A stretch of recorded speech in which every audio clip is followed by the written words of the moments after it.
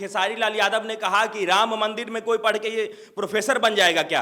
खेसारी लाल यादव, सबसे पहले तो आपकी जानकारी के लिए हम बता दें कि बिहार में, सिर्फ बिहार में जो प्राइमरी स्कूल है और वहां से लेकर के उच्च माध्यमिक विद्यालय जो है वो तकरीबन 82,700 है। और देश में जो है आईआईटी जो है वो तकरीबन 23 आईआईटी है और 31 एनआईटी है और फिर आईआईएम है 21।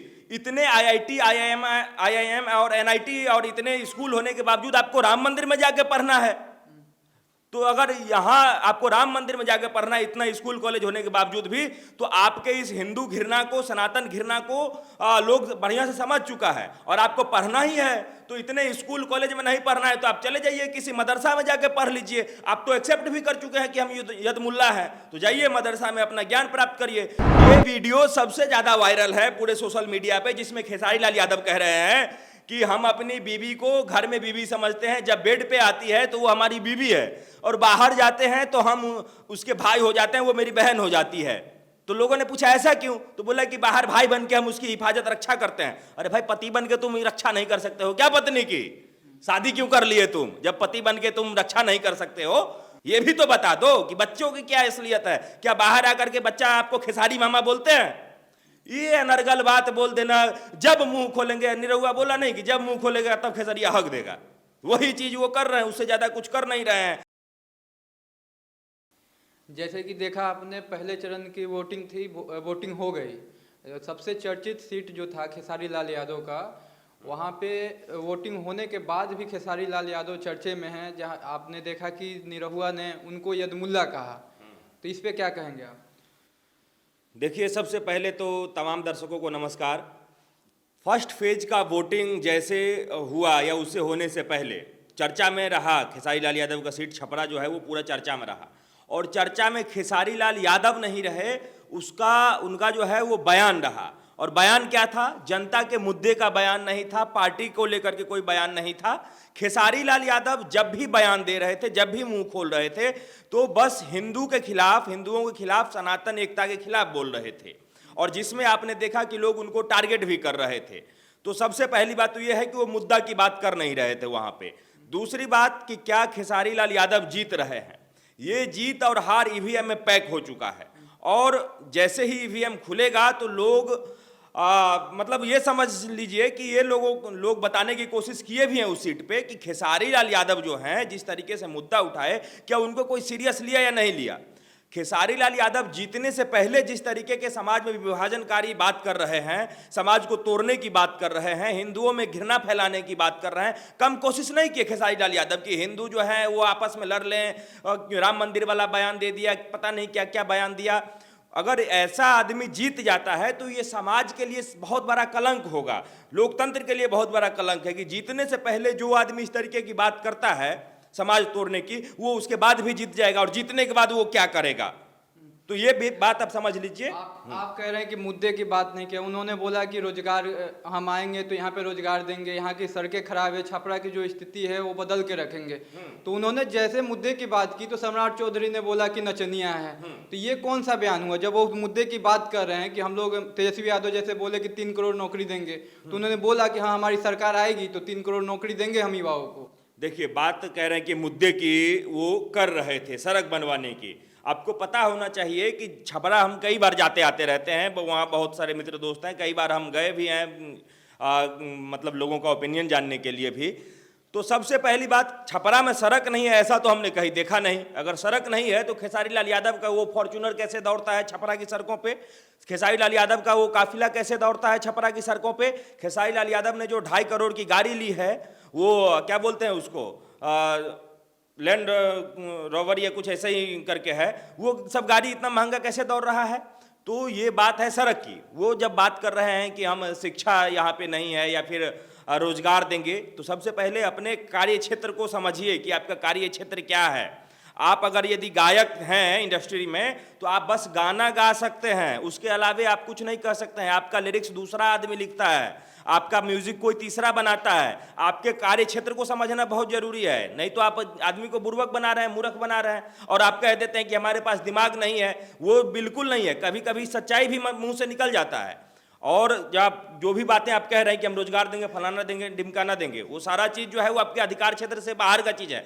आपके अधिकार क्षेत्र में जो आता है उस पर काम करिए ना, लोगों को गुमराह मत करिए, सबसे पहली बात तो ये है। और छपरा को आपने जिस तरीके से पूरे बिहार भर में बदनाम किया है, छपरा के लोग इतने बुरे भी नहीं है कि आपने गाना गा दिया कि चाची की बेटी सपनवा में आती है। बताइए, इस तरीके का कोई गाना होता है? घर कोई न बोली भवन टोली के लोग हो तो राजवानी के लगाई हम भोग हो, क्या इस तरीके का कोई कलाकार होता है क्या? और ऊपर से आप बात कर रहे हैं कि हम जो है सो मुद्दे की बात कर रहे हैं और जनता के हित में भलाई में काम करेंगे। इन गानों से क्या भलाई होने वाला है खेसारी लाल यादव जी? तो नचनिया कहना कितना हद तक सही था। वो भी उप मुख्यमंत्री जो बिहार के हैं, पवन सिंह भी हैं, निरहुआ भी हैं, रवि किशन भी है, जो बीजेपी में है वो ठीक है, मनोज तिवारी भी है। इधर जो खेसारी लाल यादव जब चुनाव लड़ रहे हैं तो उनको नचनिया बोलना, तेज प्रताप यादव भी यहाँ तक बोल दिए कि हाँ नचनिया कहाँ से रोजगार देगा, वो वही नाचने वाला रोजगार देगा। देखिए, अगर आप यूट्यूबर हैं, हम यूट्यूबर हैं और हमें कोई सामने से कह देगा यूट्यूबर, तो क्या इसमें हम बुरा मान जाएंगे, जमीन पे लौटने लग जाएंगे? हम जो जो है सो रोड पे जाके हंगामा कर देंगे कि नहीं हमको ये यूट्यूबर कह दिया है, इसकी हिम्मत कैसे हो गई? भाई, जो किसान है उसको लोग किसान बोलेंगे, जो डॉक्टर है लोग उसको डॉक्टर बोलेंगे, जो जिस प्रोफेशन से जुड़ा हुआ है लोग वही तो बोलेंगे। अब खेसारी यादव कहते हैं कि हम नाचते बहुत अच्छा, हम कलाकारी बहुत अच्छा करते हैं, तो नचनिया नहीं बोलेंगे तो क्या बोलेंगे लोग? इससे पहले क्या उनको बोलेंगे कि नहीं आपने जो है बहुत बड़े यूनिवर्सिटी कहीं के प्रोफेसर हैं, ये इतने पढ़े लिखे लोग हैं, यहाँ आकर के नचनिया है तो हैं, और जो है बीजेपी में वो भी नचनिया है। ऐसा तो नहीं है कि लोग उनको नचनिया नहीं कह रहे हैं, है नचनिया तो है, लेकिन वो लोग नचनिया होने के बावजूद भी उस गरिमा का ध्यान रखते हैं कि नहीं कौन सा जो है सो मुद्दा हमारे समाज के खिलाफ, कौन सा बात हम नहीं बोल दें, कोई बात जो है सो भगवान राम के खिलाफ, भगवान जो राम मंदिर है उसके खिलाफ ना बोल दें।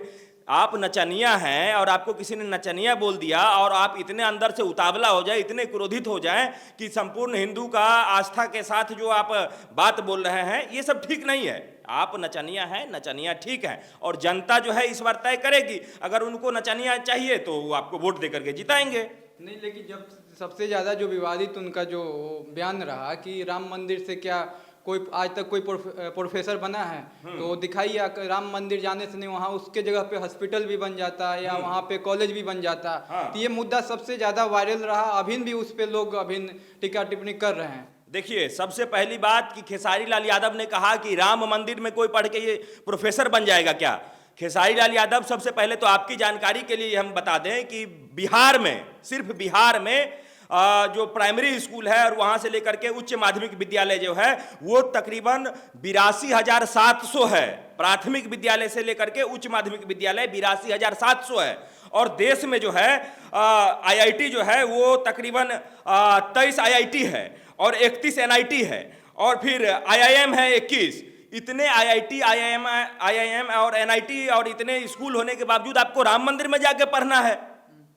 तो अगर यहाँ आपको राम मंदिर में जाकर पढ़ना है, इतना स्कूल कॉलेज होने के बावजूद भी, तो आपके इस हिंदू घृणा को, सनातन घृणा को लोग बढ़िया से समझ चुका है। और आपको पढ़ना ही है तो इतने स्कूल कॉलेज में नहीं पढ़ना है तो आप चले जाइए किसी मदरसा में जाके पढ़ लीजिए। आप तो एक्सेप्ट भी कर चुके हैं कि हम यदमुल्ला हैं, तो जाइए मदरसा में अपना ज्ञान प्राप्त करिए।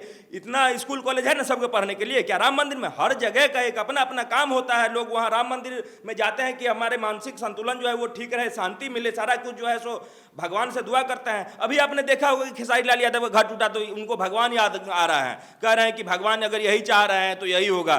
तुरंत भगवान याद आ गया ना। बीजेपी के खिलाफ अगर लड़े तो इसीलिए मतलब नोटिस भेज दिया गया वहां पे खेसारी लाल यादव के घर। देखिए, बीजेपी के खिलाफ लड़ रहे हैं उससे हमें कोई दिक्कत नहीं है। बीजेपी के खिलाफ आप लड़िए, चुनाव है, कोई किसी के खिलाफ भी लड़ता है। ऐसा तो नहीं है कि कहीं पे पूरा का पूरा कांग्रेस लड़ रहा है, कहीं पे पूरा का पूरा आरजेडी लड़ रहा है, या कहीं पे कहीं बीजेपी ही लड़ रहा है। आप खिलाफ लड़िए बीजेपी के, यही राजनीति है, एक दूसरे के खिलाफ लड़ा जाता है। लेकिन आप किसी पार्टी बीजेपी के खिलाफ कहां लड़ रहे हैं भाई? लोगों ने आपका पूरा कैंपेन देखा, पूरा भाषण देखा। आप तो इसी समाज के खिलाफ लड़ रहे हैं, इसी हिंदू समाज के खिलाफ लड़ रहे हैं, इसी सनातन धर्म के खिलाफ लड़ रहे हैं। अगर आप बीजेपी के खिलाफ लड़ते तो आप मोदी के नीतियों का विरोध करते, आप जो है बीजेपी के नीतियों के खिलाफ विरोध करते, बिहार में जो इतने दिनों से सरकार है उसका विरोध करते, ना कि आप राम मंदिर और सनातन का विरोध करते। तो ये किसी के खिलाफ नहीं लड़ रहे हैं। और रही बात साजिश की, तो जो मुंबई में इनके घर पे नोटिस चिपकाया गया, क्या आप बताइए कि आप बीच हाईवे पे जाकर घर बना लीजिएगा और आप कहिएगा कि हम समाज सेवी हैं, हमको कहीं भी घर बनाने का दे दिया जाए? ऐसा कहीं होता है क्या? और वो कह रहे हैं कि खेसारी लाल यादव की हमको जो है नोटिस चिपका दिया कि हम बीजेपी के खिलाफ लड़ रहे हैं, साजिश है इसमें। अरे भाई, साजिश रहेगा तो तुम्हारा मान के चलो कि इतना बैंक अकाउंट है, इतना सारा चीज है, सब कुछ है, सब चीज हो जाएगा 1 मिनट में। उसमें साजिश करने की क्या बात है? कोई ऊपर है क्या? सरकार जो ऊपर बैठा है वही सबसे ऊपर है, तो इसमें साजिश कहीं नहीं है। और वो कह रहे हैं खेसारी लाल यादव कि हमने खून पसीनों से ये घर बनाया है। अरे भाई साहब, तनी को घर बना लिए मुंबई में, उसमें कह रहे हो कि हमारा खून पसीना लगा हुआ है। खून का तो नहीं पता, लेकिन पसीना जरूर लगता है पैसा कमाने में, वो लगा है तुम्हारा। लेकिन करोड़ों हिंदुओं का आस्था का घर है राम मंदिर, राम जी का घर है, उसमें देखिए आप कि इतना खून पसीना सही में लगा है। कई लोग जो हैं वो राम मंदिर के लिए जो है अपना प्राण निछावर कर दिए, तब जाकर के वो बना है। 500 साल में झुग्गी में रहते थे हमारे रामलला, वहां तब जाकर के राम मंदिर बना है। और इतना करोड़ों लोग जो है राम मंदिर के लिए जो है तैयारी की, हजारों लोग जो है अपने प्राण दिए, और तुम उस राम मंदिर का मजाक उड़ा रहे हो। तब जाके पता नहीं चला कि हजारों करोड़ों लोगों के आस्था का मजाक नहीं उड़ाना चाहिए। और अपना एक छोटा सा घर जो है सो टूट रहा है, तो उसमें तुम्हारा खून पसीना नजर आ रहा है। तो हमेशा जो है सोच समझ के बोलिए। वो राम मंदिर भी जो है इसी सनातनियों का घर है, और वहां कोई सरकार ने किसी ने पैसा नहीं दिया है, ये देश के तमाम आम लोगों का पैसा है, और लोगों ने अपना पैसा इकट्ठा करके जो है वो राम मंदिर बनाया है। इसलिए आप सरकार को जो है सो मत घेरिए राम मंदिर पे, ये लोगों का अपना पैसा है, लोगों ने दिया है। और क्या आप इतने ही बड़े जो है कह रहे हैं कि हम यदमुल्ला हैं, मंदिर नहीं बनाएंगे? क्या आपके घर में दिवाली नहीं होती है खेसारी लाल यादव? क्या आपके घर में पूजा नहीं होती है? क्या आपके घर के लोगों के घर के जो लोग हैं, क्या माता रानी को चुनरी चराने नहीं जाते हैं, दुर्गा पूजा में नहीं जाते हैं? एक यही बात तो बताने की हम कोशिश कर रहे हैं। आप कुछ वोट के लिए जो है आप इस तरीके की बात करते हैं। और आरजेडी का वो जो एक चेहरा है कि नहीं एमवाई समीकरण बना के रखना है, वही एमवाई समीकरण बनाने में जो है अपनी भूमिका निभा रहे हैं, इससे ज्यादा कुछ नहीं है खेसारी लाल जी। लेकिन हर जगह से जो भी बयान आया खेसारी लाल यादव का, हर उस पर टारगेट किया जा रहा है। जैसे कि मनोज तिवारी देख लीजिए, निरहुआ हो गए, सब लोग एक साथ मिल गए, इनको अकेला मतलब कि किसी तरह खेसारी लाल यादव हार। जहाँ तक उनके वाइफ के जो मतलब वाइफ का वीडियो वायरल करके उस पर गंदे गाने लगाया गया, तो खेसारी लाल ने बोले कि गंदा गाना लगाया जा रहा है मेरे वाइफ के जो भी वीडियो है जो प्रचार कर रही है उस पर। देखिए, बात है भोजपुरी इंडस्ट्री की। आपने सब कहा कि सब एक तरफ हो गए, इनको अलग छोड़ दिया। हमने कई लोगों का जो बीजेपी में है भोजपुरी के लोग, उनको सुना, वो कह रहे हैं कि हमारे भाई हैं, हमारी जो है शुभकामनाएं खेसारी लाल यादव जी के साथ। तो सबसे पहले तो ये संबंध खराब नहीं होना चाहिए जो भी लोग हैं, लेकिन हो क्यों रहा है? आप इसके पीछे का राज जानिए ना, ये संबंध खराब हो क्यों रहा है? आप कह रहे हैं पवन सिंह को कि एक पानी पे रहिए, आप फिर किसी को बोल देते हैं कि नहीं नहीं वो तो ऐसे ही जो है सो कुछ से कुछ बोल रहे हैं। आप दूसरे के अगर यदि निजी जीवन पे टीका टिप्पणी करेंगे तो दूसरा कोई तो छोड़ तो देगा नहीं। सब लोग तो इस समय में मान के चलिए कि राजा हरिश्चंद्र या फिर इस टाइप के आदमी नहीं है कि आपको गांधीवादी तो सभी लोग हैं नहीं इस धरती पे कि आपने किसी को बोल दिया या एक चमटा जड़ दिया गाल पे तो वो कहेंगे कि नहीं नहीं ये लो दूसरा गाल हम पे मारो या दूसरा बयान हमको तो जवाब तो देगा ही, और इस बात को बुरा मान के बैठ जाएगा। तो आए काहे हो राजनीति में भाई? तुम राजनीति निजी जीवन नहीं होता है। यहाँ लोग जो है 7 जीवन 7 पीढ़ी खोद के एकदम बिल्कुल बांस पे खड़ा कर देता है। ये सबसे पहले सोच लेना चाहिए। अगर आप राजनीति में आए हैं तो छोटी मोटी बात को मान करके, बुरा मान करके ऐसे सड़क पे जो है गाल फुलाए आप दुल्हन की तरह नहीं बैठ जाएंगे कि हम तो नई नई दुल्हन है, हमें कैसे बोल दिया घर में सासू माँ ने, हमें कैसे बोल दिया घर के लोगों ने। समझ गए कि नहीं? तो संबंध खराब नहीं होना चाहिए, और इसमें सबसे पहले खेसारी लाल यादव जी को ही ध्यान देना चाहिए। उसमें गलत क्या था? उन्होंने बोला कि अपनी जो बीवी है उसमें घर में मैं बीवी की तरह मानता हूँ और मैं बाहर जाता हूँ तो बहन की तरह मानता हूँ। उस पर भी पवन सिंह का बयान आ गया कि तो उस पर हम बात ही नहीं करेंगे, जो अपने घर में बीवी मनाता है बाहर बहन बना लेता है। ये वीडियो सबसे ज्यादा वायरल है पूरे सोशल मीडिया पे, जिसमें खेसारी लाल यादव कह रहे हैं कि हम अपनी बीवी को घर में बीवी समझते हैं, जब बेड पे आती है तो वो हमारी बीवी है, और बाहर जाते हैं तो हम उसके भाई हो जाते हैं, वो मेरी बहन हो जाती है। तो लोगों ने पूछा ऐसा क्यों? तो बोला कि बाहर भाई बन के हम उसकी हिफाजत रक्षा करते हैं। अरे भाई, पति बन के तुम रक्षा नहीं कर सकते हो क्या पत्नी की? शादी क्यों कर लिए तुम जब पति बन के तुम रक्षा नहीं कर सकते हो? चलो तुम्हारी बात मान लिए कि तुम जो है अपनी बीवी को घर में बीवी, बेड पे बीवी मानते हो और सड़क पे जो है बहन मानते हो। तो क्या तुम्हारे बच्चे जो हैं वो घर में तुम्हारे पापा या डैडी बुलाते हैं, बाहर मामू बुलाते हैं आके? ये भी तो बता दो कि बच्चों की क्या असलियत है। क्या बाहर आकर के बच्चा आपको खेसारी मामा बोलते हैं? ये अनर्गल बात बोल देना, जब मुंह खोलेंगे, निरहुआ बोला नहीं कि जब मुंह खोलेगा तब खेसरिया हक देगा, वही चीज वो कर रहे हैं, उससे ज्यादा कुछ कर नहीं रहे हैं। और एक बात जो खेसारी लाल यादव ने पहले कहा था कि हम तो एक पानी पे रहते हैं, तो रहिए नहीं एक पानी पे, काहे बीबी को बहन बनाते हैं, बहन को बीबी बनाते हैं, बेटा को भगना बनाते हैं। ये सब चीज छोड़िए, राजनीति करिए, कुछ सीखिए। और इन सब चीजों को अगर यदि कोई जवाब देता है तो आप राजनीति में इसको बुरा मान के दुल्हन की तरह गाल फुलाने से कोई फायदा होने वाला नहीं है। इतना सब होने के बाद भी खेसारी लाल यादव ने बोला था कि हम जहाँ से चलते हैं वहीं से भीड़ स्टार्ट होता है। उन्होंने कहा, मतलब क्या लग रहा है आपको कि वहाँ से जीत हासिल हो रहा है खेसारी लाल यादव का, या छोटी कुमारी जीतेगी वहाँ? इस देश में बहुत बड़े बड़े आप देखिएगा कि जितने कलाकार हैं, बड़े बड़े कलाकार, वो आए, बहुत जीते भी, बहुत हारे भी, मेहनत करते रहे तो जीते भी। लेकिन उन सब का मुद्दा क्या है? हिंदू विरोध नहीं था। उन सब का मुद्दा जो है राम मंदिर का विरोध नहीं था। उन सब का मुद्दा खेसारी लाल यादव नहीं था कि बीबी को बहन बना लेंगे, ये सब नहीं था। तो एक चीज समझना पड़ेगा कि इस देश में लोग जो हैं, खास करके बिहार में, इतने राजनीतिक तौर पे परिपक्व हैं लोग कि उन्हें पता है कि कब जिताना है, कब हराना है, किसको जिताना है, किसको हराना है। और ये गलतफहमी अगर किसी को हो कि हमारे रोड शो में जो है इतने लाखों लोग आते हैं तो हमको वोट पड़ ही जाएगा, तो इससे पहले भी भोजपुरी में निरहुआ ने चुनाव लड़ चुका है, पहली बार हारे थे, गुंजन सिंह हारे, उसके बाद जो है राकेश मिश्रा हारे, पवन सिंह हारे, तो ऐसे तरीके से बहुत लोग हारे। तो ये चीज आप मतलब माइंड से निकाल दीजिए कि इतने लोग हमको देखने आए तो वो सब लोग वोट दे ही देंगे। और जिस सीट से आप लड़ रहे हैं उस सीट का इतिहास कुछ अलग है, उस पे भी हम लोग किसी अलग वीडियो में बात कर लेंगे। खेसारी लाल यादव ने जैसे बोला कि हम अगर जीतेंगे तो मतलब हमें ये भोजपुरी इंडस्ट्री में सेंसर बोर्ड लगाने का काम करेंगे। हमारे लिए बड़ी बात नहीं है, प्रधानमंत्री से हम जब चाहेंगे तब मिल सकते हैं। देखिए, इसमें दो बात है, भोजपुरी में सेंसर बोर्ड लगाना और प्रधानमंत्री जी से मिल लेना। तो सबसे पहली बात करेंगे कि भोजपुरी में सेंसर बोर्ड लगाने की बात जो खेसारी लाल यादव कह रहे हैं, उसमें सेंसर बोर्ड तो खैर इनके बस की बात है नहीं, सेंसर बोर्ड लगाना। सेंसर बोर्ड जब लगता है वो जो है सेंट्रल गवर्नमेंट का काम होता है।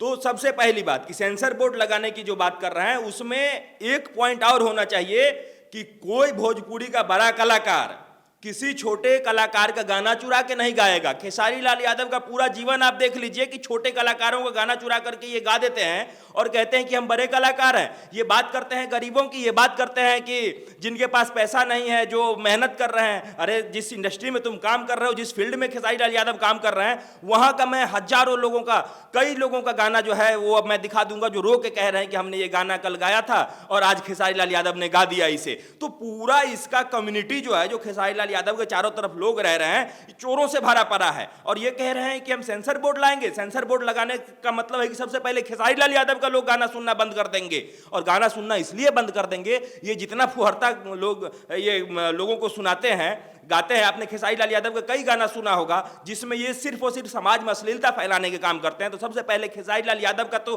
कई हजार गाना यूट्यूब से टेक डाउन होगा, कई फिल्में जो है वो बंद होगी और इस तरीके से खेसारी लाल यादव का जीवन जो है नष्ट हो जाएगा। क्योंकि कहावत है कि आप ऐसा काम ना कर लीजिए कि ना घर के रह जाए ना घाट के रह जाए। तो आप कम से कम चुनाव जीतिए या ना जीतिए, कलाकार है तो अच्छा कला दिखाइए, समाज में जो है पॉजिटिविटी परोसिए, जिससे लोगों का भरोसा बना रहेगा आपके ऊपर।